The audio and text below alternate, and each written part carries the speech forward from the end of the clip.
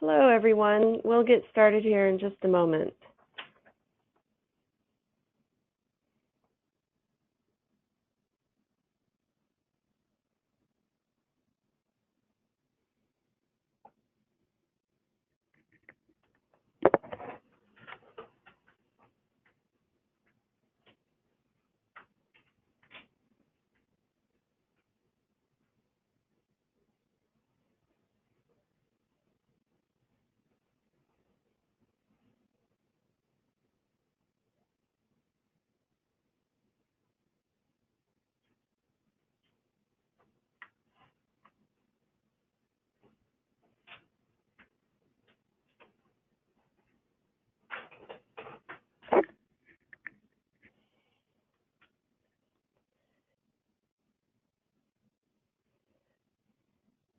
Good morning and good afternoon to everyone. This is Heidi from NASCO.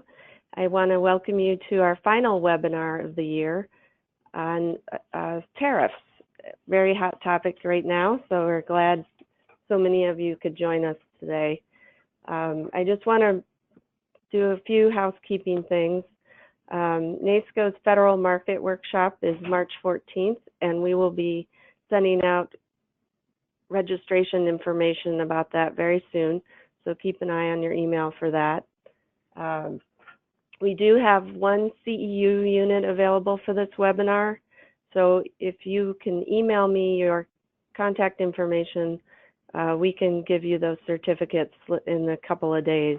Just send me an email at heidi@nasco.org or heidi.kurtz, K-U-R-T-Z, @nasco.org. I forgot we just changed our email. But it both work. So we're going to do Q&A at the end of the webinar. So submit your questions through the question feature, and I'll read those to Casey when we get started at the end of the session. Casey Dougherty is director at Prime Policy Group, where she helps lead the firm's trade practice. In that capacity, she covers client needs in relation to USMCA, NAFTA, tariff action, CFIUS, and other trade-related matters, and authors the firm's trade publication, Tracking Tariffs and Trade. So we're really happy to have her present today, and I think we can just go ahead and get started. Great. Thanks so much for having me today. I'm going to tackle some broad trade issues at the beginning, at the outset, and then we will, sorry, I'm having some difficulties here. Let me open I apologize for the issue on my end. Whoops. What just happened? I think I was made, it's fine. I was made the presenter and I didn't have my PowerPoint up, so. Uh-oh. Pardon It's okay. me. No worries. We can do it from my end. No worries at all. Okay. So I hope everybody can see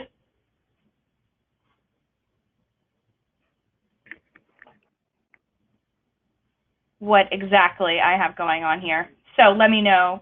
Heidi, can you see it on your end? I can. What I can't see, hold on, is our little dashboard. Okay.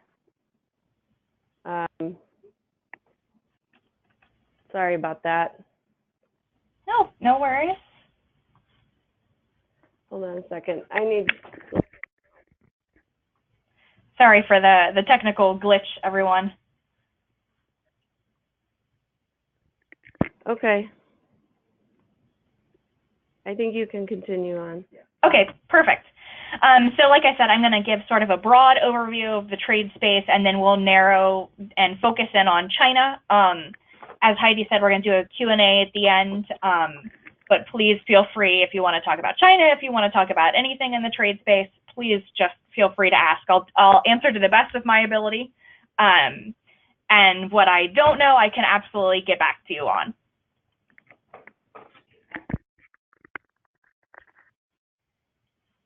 Okay, so as many of you probably know, trade, for both good and bad, has been one of the hot topics of this year. One of the most common issues that we saw at the very beginning of the year was that this administration, the Trump administration's willingness to use little-known sections of the federal code and federal trade law to be able to take administrative actions. Back early in the spring, they used what's called Section 232. This is where the Department of Commerce designates something as a national security threat, some sort of product or trade issue, and that allows them to take unilateral steps that don't need to go through Congress. Usually when you do tariff issues or when it's a money issue, it has to go through Congress. But using Section 232, you're not confined by that. So you saw a Section 232 issue on steel and aluminum. We've seen one floated on cars. We've got one currently going on uranium. It's sort of been the catch-all thing that allows the administration to do all of the things that they want to do in trade without having to deal with that pesky legislative branch. On 232, they sort of hit everybody with a broad stroke and went back and fixed the issues that they found.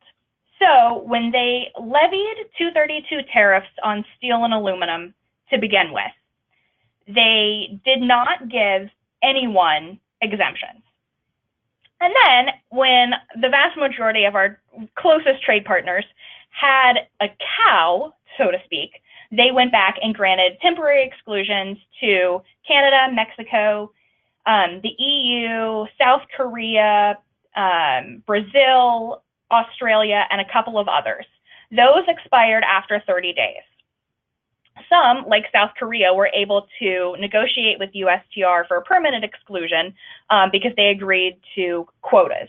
Everybody else has sort of been left out in the dark and have had to go back to attempting to negotiate with USTR to get those steel and aluminum tariffs lifted. We also saw with our discussions with Turkey and a willingness by the administration to use this 232 power to hurt a country using trade for other issues. So when there was a discussion about freeing a jailed pastor who was being held in Turkey, the administration decided that they could use the 232 tariffs to get more leverage with Turkey, and so basically they doubled the tariffs. So it was a 50% tariff on steel for Turkey and a 20% tariff on aluminum for Turkey. That being said, everybody has attempted to negotiate with commerce on steel and aluminum with the idea that they would eventually be able to free themselves from these steel and aluminum tariffs. You'll see the chart at the bottom, the countries who've been successful. 3 countries have agreed to institute a quota. One has been exempted from the tariff altogether. Australia was sort of the lucky winner in all of these proceedings. With Mexico and Canada specifically, NAFTA USMCA negotiations have made things quite a bit more complicated. Canada and Mexico were not happy that steel and aluminum tariffs weren't addressed in the context of NAFTA. There was a suggestion that they wouldn't sign a new USMCA without steel and aluminum tariffs going away. But those discussions continue to be ongoing. We expect there to be a resolution with Mexico by the end of the year. Negotiators that I spoke to last week said that they were very close to getting Mexico to agree to a quota, whereas negotiations with Canadians are virtually non-existent. So Mexico probably resolved by the end of the year. Canada, probably not. Now, the next big section that's come into play recently in the trade space is Section 301. So a Section 301 investigation is not uncommon, but it's not super common, and it's also not usually high profile. So President Trump, back in August of 2017, ordered a Section 301 investigation. He directed USTR to focus on Chinese laws, practices, actions that were discriminatory, specifically in regards to American intellectual property, American innovation, American technology developments. There is wide belief, bipartisanly, between the legislative branch and the executive branch and the business community, that the Chinese are bad actors in this space. I think you would be hard-pressed to find somebody who would argue that the Chinese are not doing anything wrong, especially in regards to intellectual property. Forced technology transfers are a huge issue. Some companies have considered it just a part of doing business in China. Others, it has been a big detriment and a reason they have chosen not to do business with mainland China, because they are so afraid, either because their business is so technology driven that doing business in China would basically force them to give up their patents and all of their back-end data to a Chinese company, or in a roundabout way to the Chinese government. So, long story short, it's very common. It's a problem. Everybody agrees it's a problem, but there's always a question about what to do with it. So, when the Trump administration undertook this report, it was the results of which were very long awaited. People had been waiting for this report for months, and when it was released in March, it sort of took everyone by surprise. Not the findings necessarily, but what they chose to do with their findings. And I just included this graph. It's sort of a really good indication about how many times the U.S. has undertaken a Section 301 investigation and if it's been successful. So there have been 71 Section 301 investigations launched by USTR. And you can see the vast majority of them, if you just retaliate, if the U.S. just retaliates, they're usually unsuccessful. If you use a combination of carrot and stick, if you negotiate and retaliate and make threats, they're a little bit more successful, though still the majority of them are unsuccessful. So that sort of gives you the broad picture of where 301 is in general and what it's used for. Now, the Section 301 investigation, when Ambassador Lighthizer, who heads USTR, came out with his report,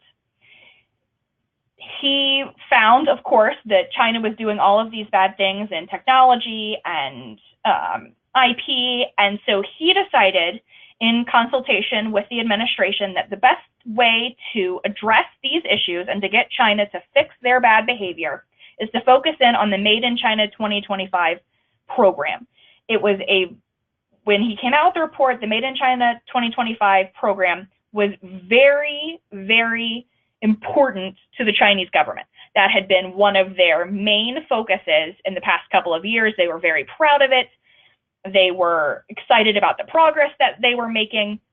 And it was absolutely one of the places that the U.S. could get the most bang for its buck, so to speak, in targeting them. And so the program has a list of 20 or so areas where they want to become the leader, or they want to make sure that China is producing or a vast majority of the goods in this space for the world. And so Lighthizer said, perfect. That you guys have come out and said that this is your priority. So the U.S., in order to get you to fix your bad behavior, these are the sectors that we are going to target for retaliation. This is where we are going to put our tariffs. This is where we're going to tell you that you have to fix your bad behavior, or we're going to hit you where it hurts. So, and it's pretty much exactly what you would think. Lots of high-tech industries, aeronautics, space, maritime, power equipment, agricultural equipment, pharma, advanced medical stuff. So that was when they came out with their original list of tariffs. That's where they focused. So As many of you, most of you probably know, we've had 3 tariff lists, with the 4th one we'll talk about in a minute. The first list focused on 50 billion in Chinese imports, and the vast majority of that list was pulled from the Made in China 2025 list. It had a lot of component parts, a lot of things that you would need to manufacture things on their Made in China 2025 list. So although industries were hit really hard, everybody sort of agreed that, yes, this is going to cause some pain for us, but we understand why they chose to target the tariffs where they did. So when USTR released that first list, they put it on the Federal Register and allowed for public comment, especially for industries and businesses that were hit by those tariffs, saying, why this particular product should come off the list, why additional products should be added on, why, I import widgets, but my competitor, he imports woozles, and woozles are really more important to China, so we should put tariff on them and not on widgets.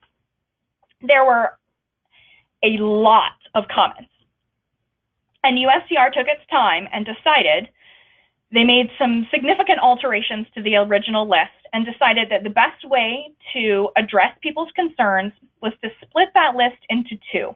The first list was for $34 billion in products. Then there was a second list of $16 billion worth of products. So both of those went into effect this summer. In the meantime, China threatened, they said, if you're going to retaliate against us on tariffs as a result of this investigation, we're going to hit you back, and we're going to hit you back equally as hard as you hit us. Like most things in trade, the president did not take kindly to being threatened by the Chinese and said very publicly in tweets and in statements that if China retaliated, he was going to retaliate further on the Chinese and make them hurt even worse. And what is also really important to understand in this vast space of importing goods and exporting goods to China and the US is the US, of course, imports significantly more goods from China than we export to them. So the US has between $450 billion and $500 billion in Chinese imports that we can put tariffs on. China does not have that luxury of having that many products. Eventually, they're going to run out of products to put tariffs on. So they have to respond in non-tariff barriers, basically making business for American companies in China more difficult. Whether it's regulatory, whether it's holding your goods up in ports, whether it's dawn raids coming in and making sure you have all your equipment, whether it's however they want to go about it, they're going to make your lives miserable. So all of this goes on. The first 2 lists are being implemented. USTR comes out with this list of $250 billion worth of Chinese imports. Now, it's important to remember that the first groups of lists were manufacturing, chemicals, energy products, like I'm sure some of you were hit in the first 2 lists. The second list, or the third list, so the third of the list, the second big tranche, was not. It hit a lot of consumer goods, a lot of finished products, because you had run out of goods that you could term Made in China 2025 lists, and so you were forced to put tariffs on imported purses and imported clothing items and imported bed sheets and all of these things.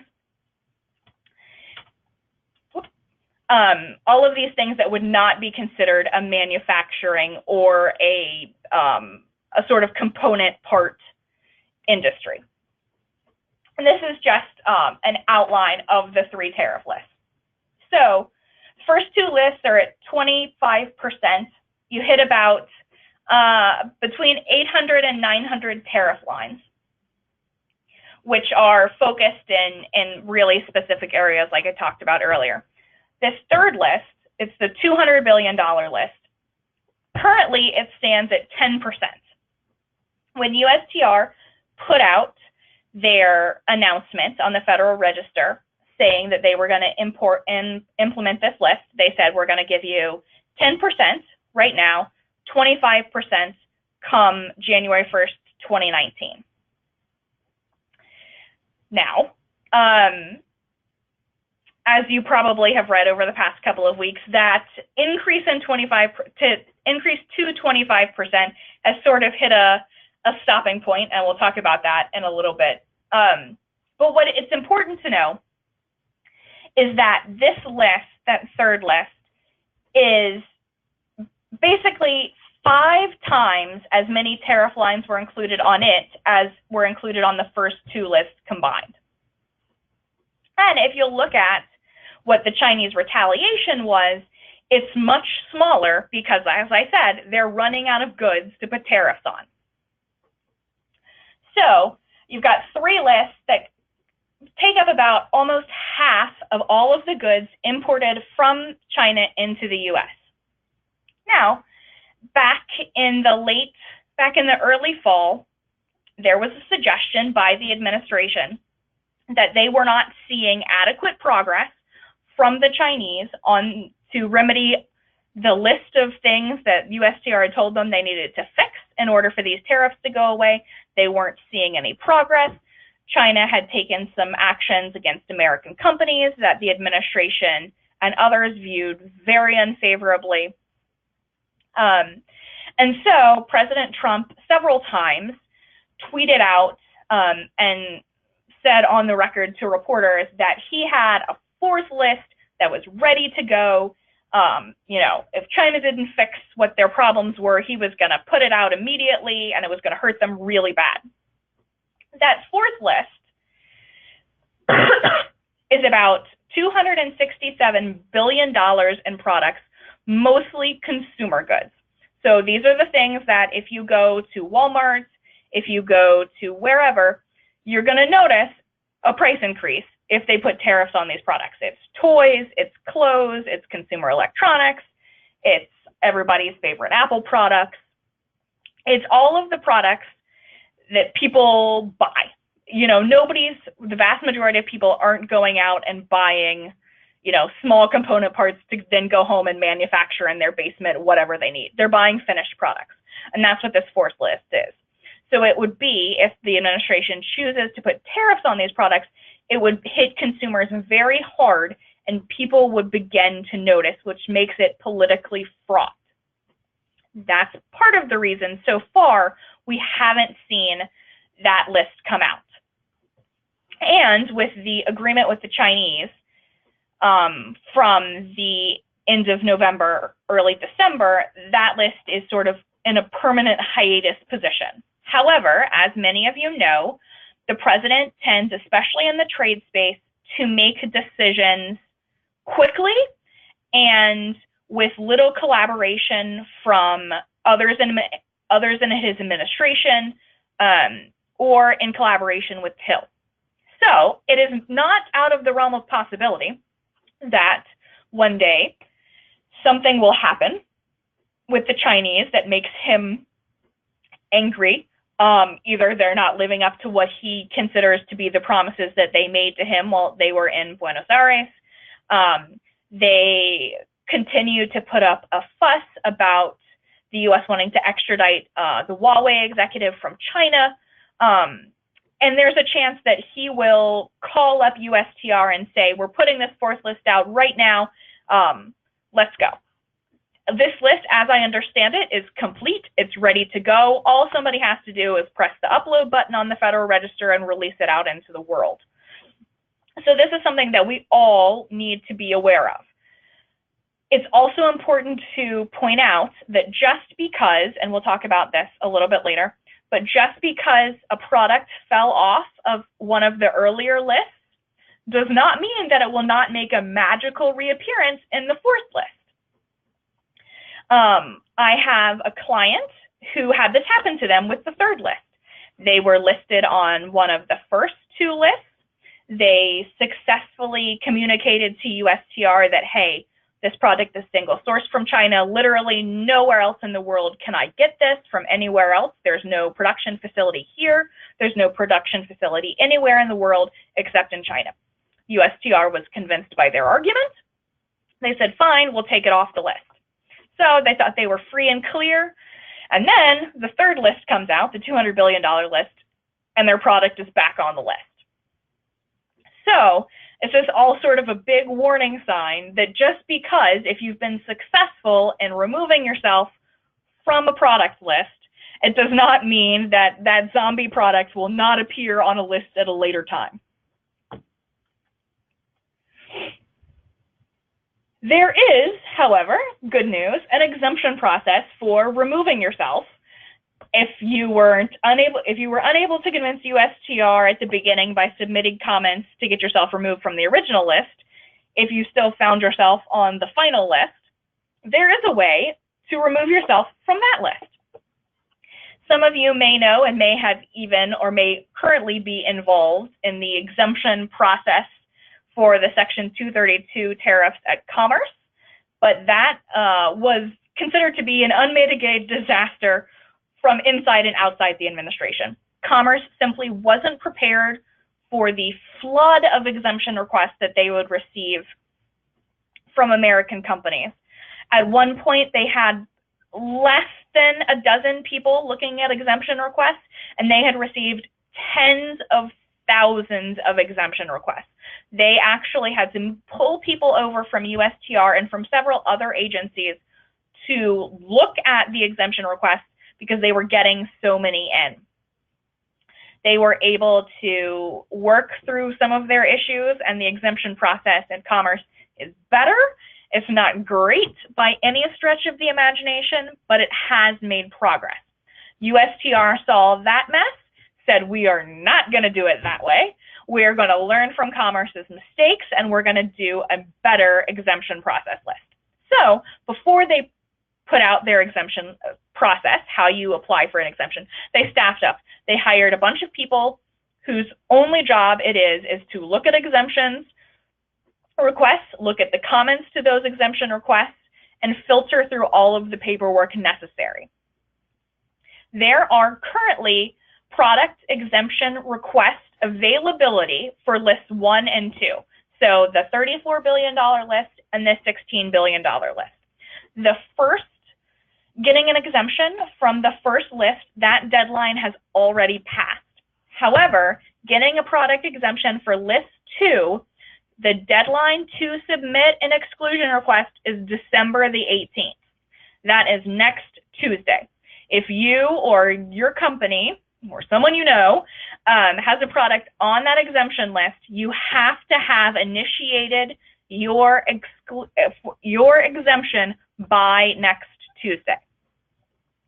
There is, I will not make any bones about the fact that the exemption process is fraught, it is difficult, it is time-consuming, it is a pain, and they've done that purposefully. They want to make applying for an exemption as complicated as they possibly can in the hopes of dissuading people from doing it. They want to sort of scale down the list of products they're going to have to look at, and they want to make sure that if you are applying for an exemption, you really, really, really, really want it. There, as to my knowledge, some of these exemptions have gone through. The way that it has been explained to me is that if you submit an exemption, there is a period of time where somebody has the opportunity to comment on your exemption request.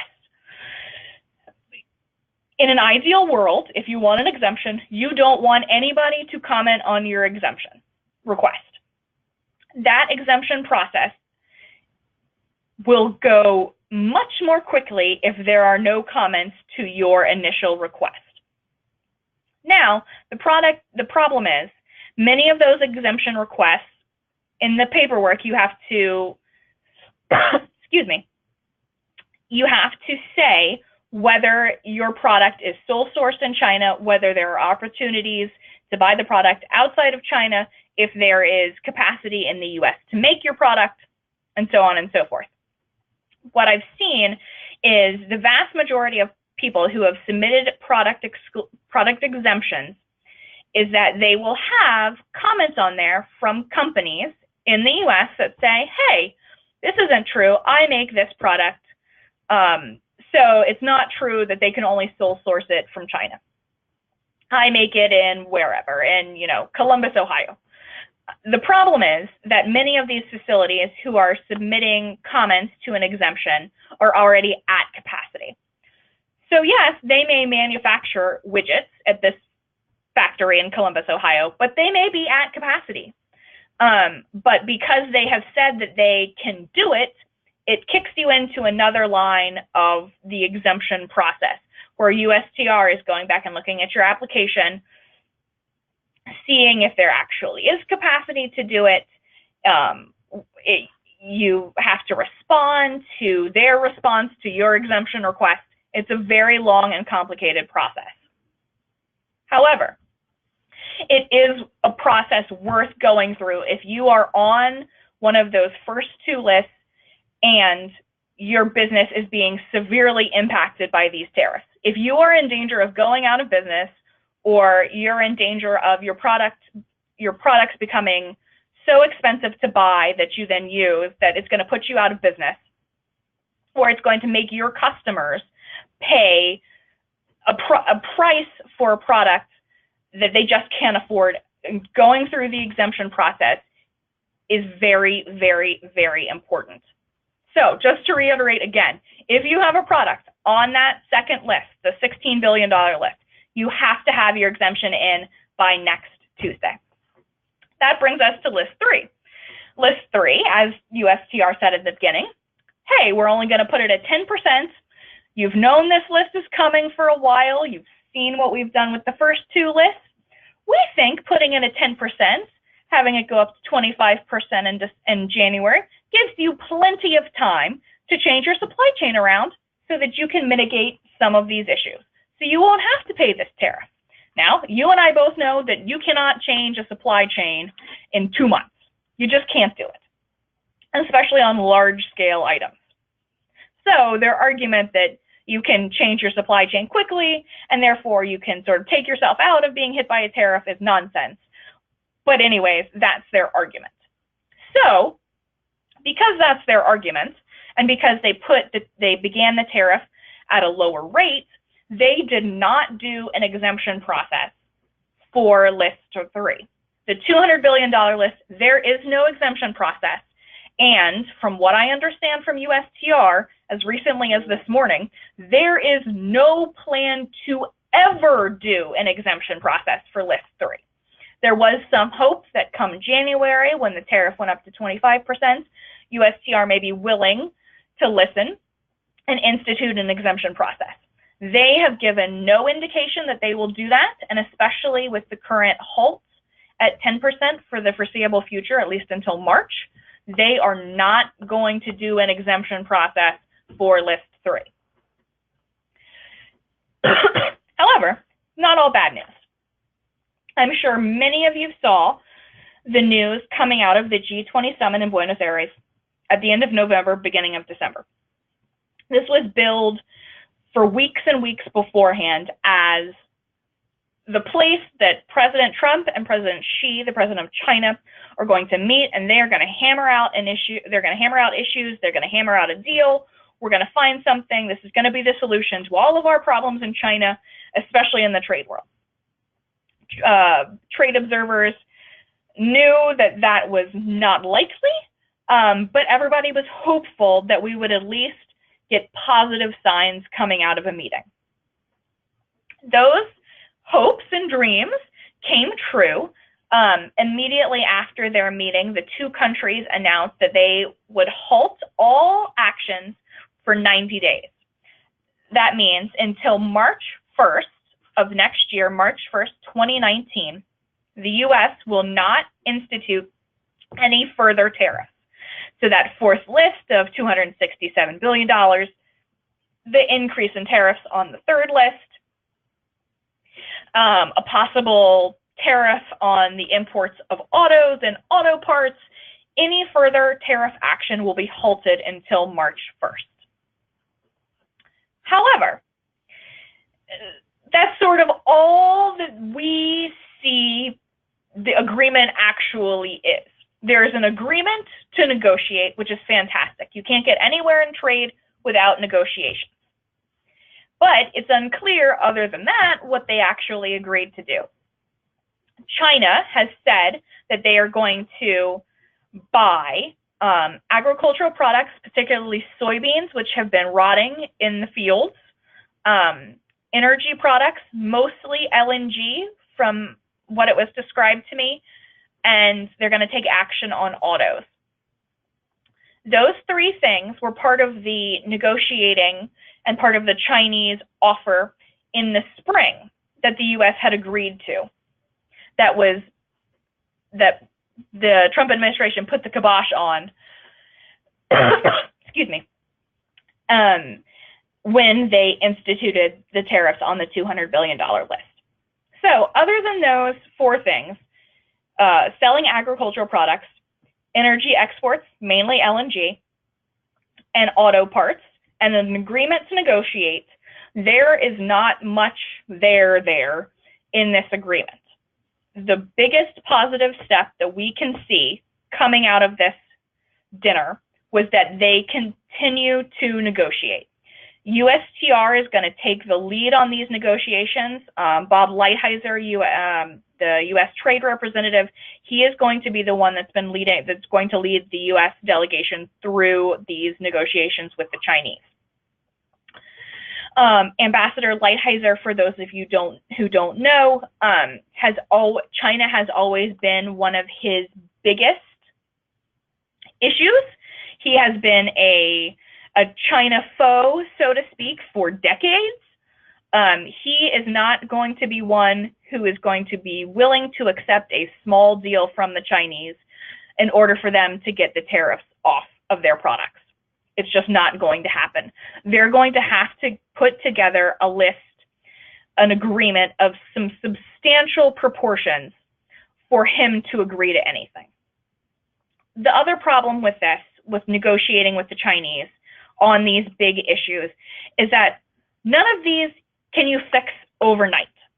A lot of these have to do with the way the Chinese government operates, has to do with the way their economy operates, and it's not like you can go in and flip a switch overnight and say, oh, all of these problems are cured. The U.S. has said all along that they will not accept the Chinese word that they're going to fix these issues.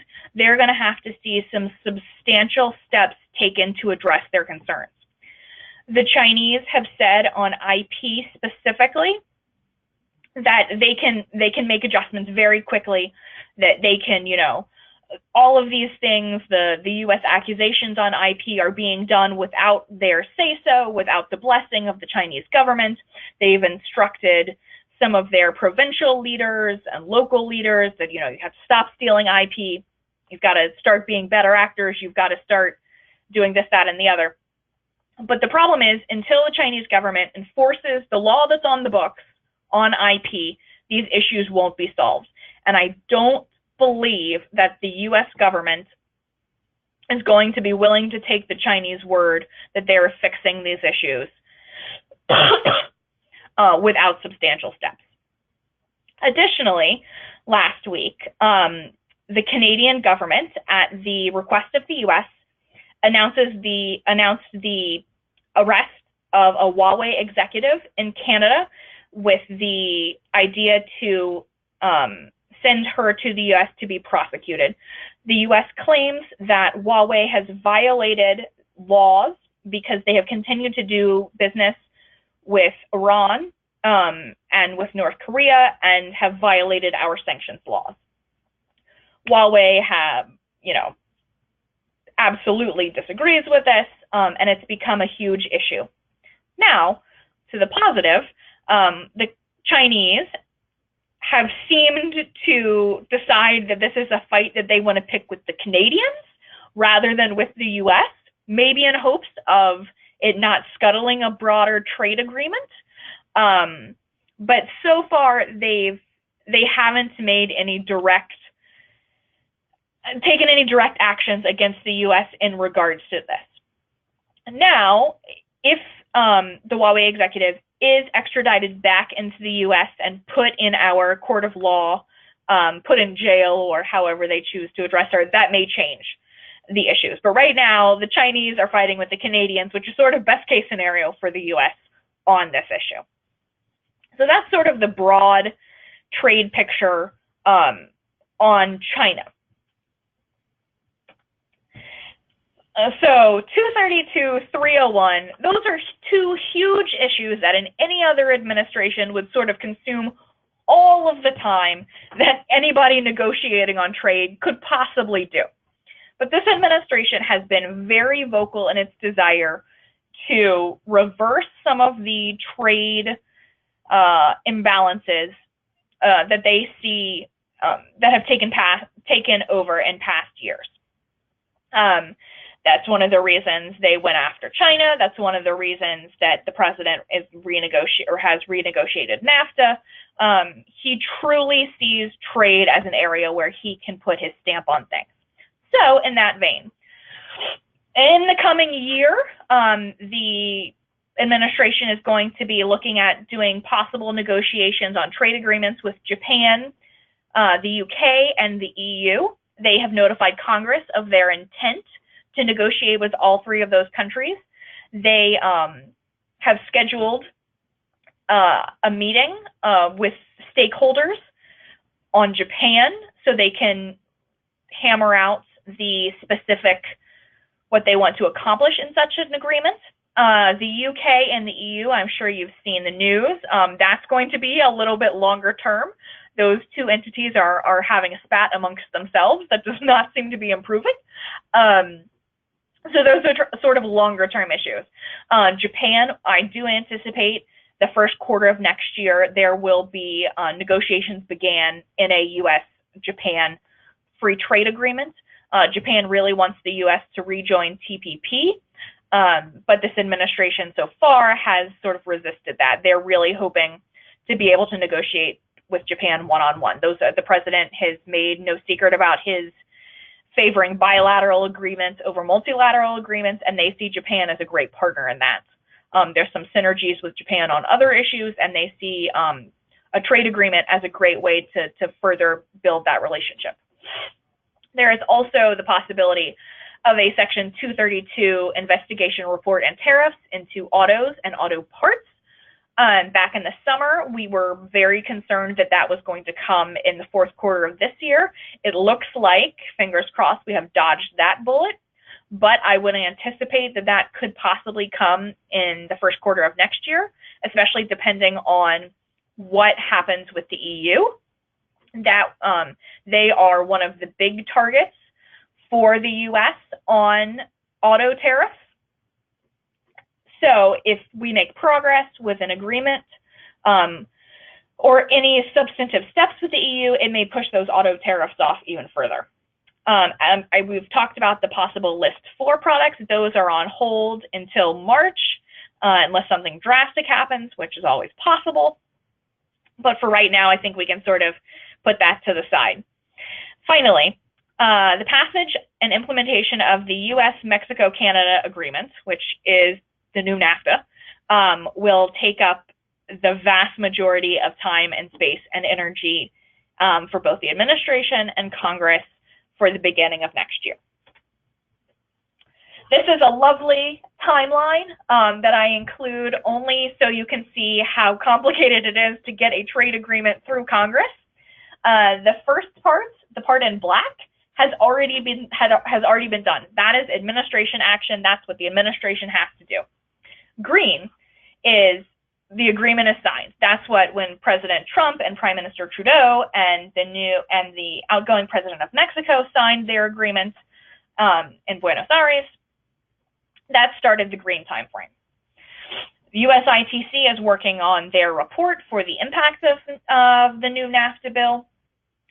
And USTR is ostensibly doing an implementation drafting of a bill that they will then send to Congress. Because the president is negotiating under TPA, Trade Promotion Authority, he is guaranteed an up or down vote in Congress. He is not guaranteed that a trade bill will pass, but he is guaranteed that they have to give him a vote, which is the part in blue. So the House must vote, the Senate must vote, Ways and Means and Finance are the two committees that have jurisdiction over a trade agreement. And the process from when the implementing legislation drafted by USTR in conjunction with Ways and Means and Finance, from that, when that is sent up to Congress, and it can sit in Congress for no more than 90 days. That is the timeline. That's when the votes have to be held. It's very, very strict. There's no sort of wiggle room. So this is something that we're going to be looking at probably March, April at the earliest next year, more likely into the summer. We spent a lot of time talking about the administration because obviously they've taken the most actions in regards to trade. However, Congress still, by the Constitution, has power of trade more than the administration. However, they have chosen to largely hold their fire on the whole host of trade issues we've looked at this year. Now that's probably at least part and due to the fact that the president's party controlled both the House and the Senate. They were much more willing to allow him to make maneuvers, thinking that he had a long-term strategy in mind. But they haven't. You saw a brief fight in the Senate over a non-binding resolution on trade, which didn't mean anything, but the House hasn't, they've held hearings, but they haven't taken any substantial actions. However, especially when you look at China, there is broad bipartisan support for addressing trade issues and trade imbalances with China.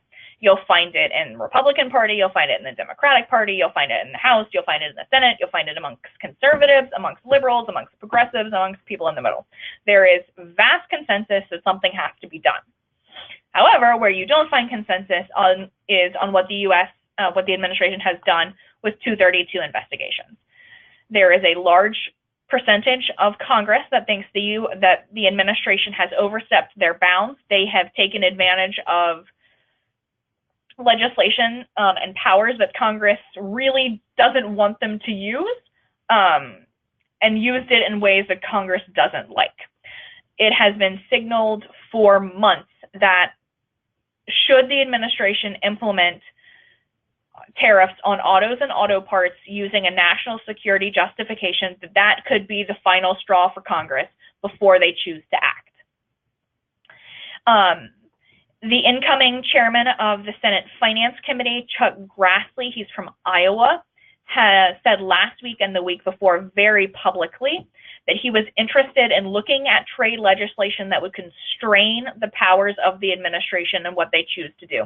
His state has been hit very hard by both U.S. actions and retaliation from some of our trading partners. He is also very concerned about the auto tariffs. So he is open and interested in doing something on trade. Whether that actually happens remains to be seen, but he has expressed an openness and a willingness that current Senate Finance Committee Chairman Orrin Hatch has not. And we really got thrown a wrench in November when Democrats took the House. It was an outcome that was long thought to be probable, but as soon as it happens, we start looking at how it impacts the specific sectors. On trade, it will no doubt have a significant influence. The new Democratic House majority will have a significant number of questions for the administration on tariffs, on trade in general, on their specific strategy, on what they want, on how they're going to accomplish it. In my meetings with Ways and Means, which is the House committee that has jurisdiction over these issues, they have been very clear in, we want the administration to come in, sit in front of Congress, and tell us publicly what it is they think they're going to get out of all of this. We don't mind that they're putting tariffs on Chinese products, but as as we saw in that Section 301 chart earlier, tariffs do not a strategy make. There has to be a larger idea. If we put tariffs on these products, then it will make them do this, and that will make them do this, and then we can respond with this, and in the end, we'll all get what we want. The Ways and Means Democrats want the administration to tell them what their strategy is, because right now, I will tell you honestly, they don't think they have one. So the person who is going to control the vast majority of this information, besides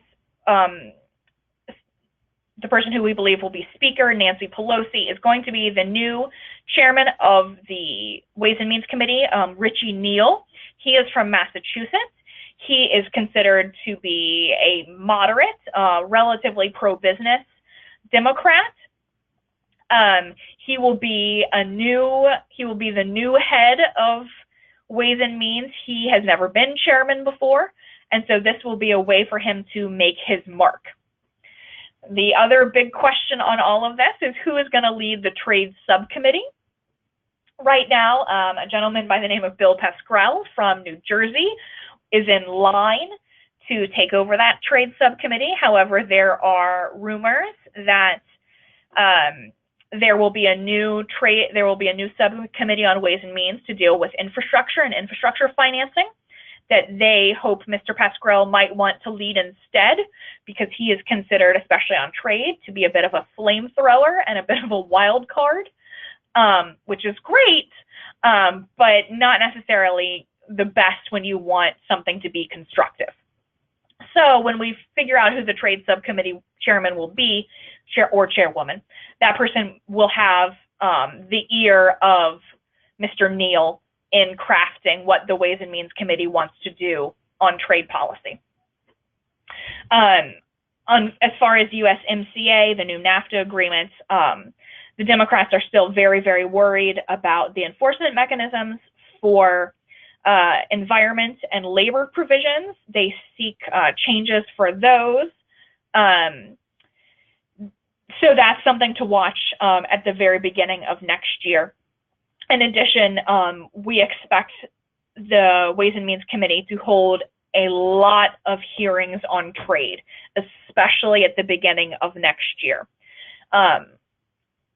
Which leads me to the final slide of this very long presentation on trade.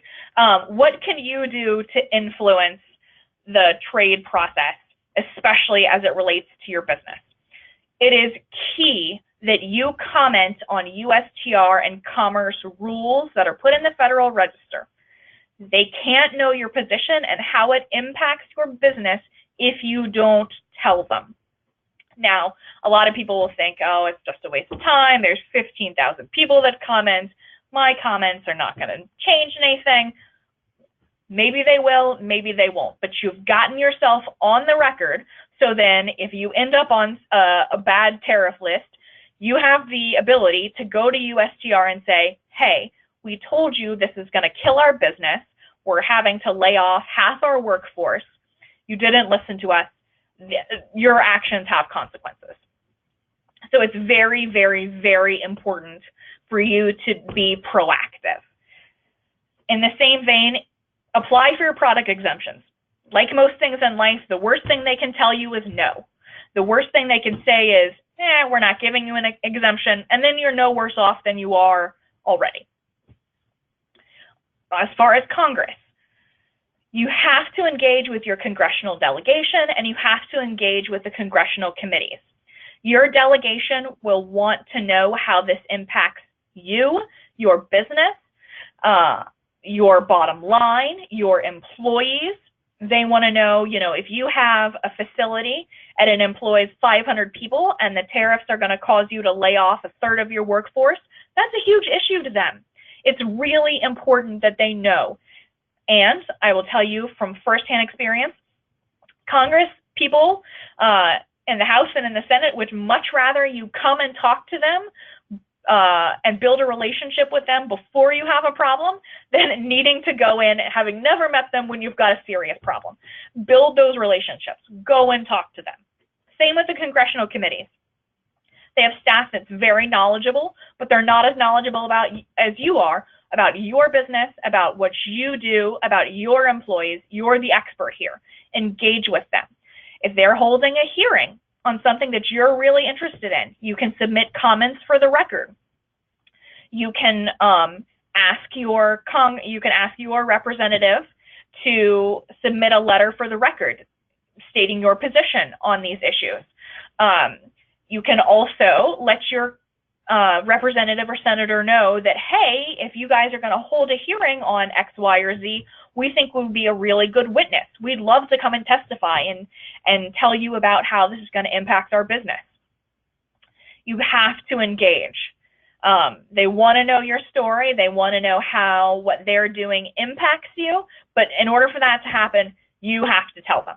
And finally, and I can't stress this one enough, I can't tell you how many times we've gone into congressional offices and, you know, the company has told them their story and about how tariffs are going to impact them and how it might drive them to move their business or close their facility and lay a bunch of people off. And the Congress person or their staff goes, do your employees know this? Do they understand? Do they know the causation between all of this? And the company will be like, well, no, you know, we don't. It's so, so important for you to let your employees know how these decisions impact you and your business. They have to know. They can be advocates for you too. They can be advocates for their jobs. They can be advocates for their industry. But you have to tell them, hey, you know, with the 25% tariff on this product and that product, you know, we're going to have to tighten our belts a bit. We're not going to be able to hire people. We're not going to be able to do this. Your employees can be your best advocate, but you have to let them know how these tariffs impact you. And with that, I think I'm done. I'm happy to answer questions as you have them. Yeah. Okay, I have a question here. Someone submitted. Okay. Is it possible for companies who typically procure from China to set up their facilities in other countries, like Taiwan or Australia, for example, who isn't impacted by U.S. tariff import taxes, primarily to import there and then ship into the U.S., basically just changing the labels and freight forwarding? What would prevent companies from doing that? So that's a great question, and one that, as this whole process has played out, a lot of people have considered. So there are, and U.S. Customs and Border Protection are really the ones that they're responsible for collecting the duties when it hits the border. Those are the guys that take all the money. So they have specific guidelines for what is considered to be a product origination space. So you can't necessarily just buy a product from China, ship it to Taiwan or Laos or Thailand, slap a new label that says this is coming from Thailand, and import it into the U.S. and get out of paying those duties.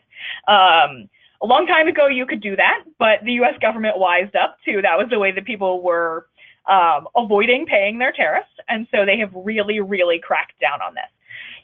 However, you can, if you have a component that's made 99% in China and it gets shipped to wherever, Mexico, and you make a little tweak or a little change or, you know, just enough to make it maybe be something a tiny bit different, call it something a tiny bit different, slap a new label from a new country and ship it into the U.S., you can. That is absolutely legal. You can avoid tariffs that way.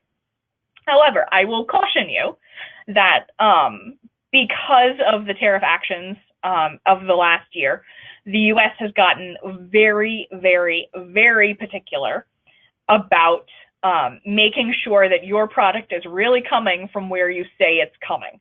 They want to make sure that you're not trying to just dodge tariffs, which is completely understandable.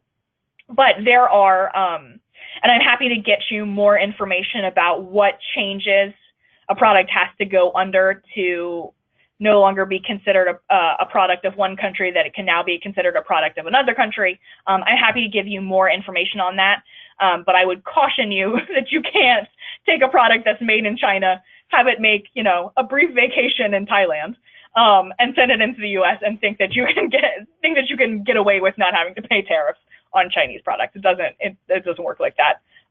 Although you can make some changes and work with the program. So that's sort of the long answer. Okay, I think that's all we have right now. Do you want to share your email in case other folks have questions down the line? Sure. Or is that... Yeah, absolutely. How is it easiest for me to do it, Heidi? Is it well, you could just tell us right now, and I'll make sure people have it. Perfect. So I've got two names that are spelled really weird, and you can see them on this front slide. So my email address is Casey, C-A-S-I-E, Dougherty, D-A-U-G-H-E-R-T-Y, at prime, P-R-I-M-E, policy, P-O-L-I-C-Y.com. So Casey.Dougherty at prime-policy.com. Okay, one more quick question. Is the list on list 3 the same for round 1 and round 2? No, they're 3 totally separate lists. They've all got different products. I'm happy to send them along. If somebody is confused about what the products are on each list, I'm happy to send those around. They're very long, but you guys will know exactly what you're looking for. You'll know exactly the product codes. So if you need those lists, please reach out to me, and I'm happy to send them. Okay. Again, if you need, let's see. If you need, sorry. Again, if you need CEU credits, email Heidi, me, and I will make sure you get the proper paperwork. Okay, thank you very much, Casey, and we appreciate your time. Thank you so much. All right, goodbye, everyone.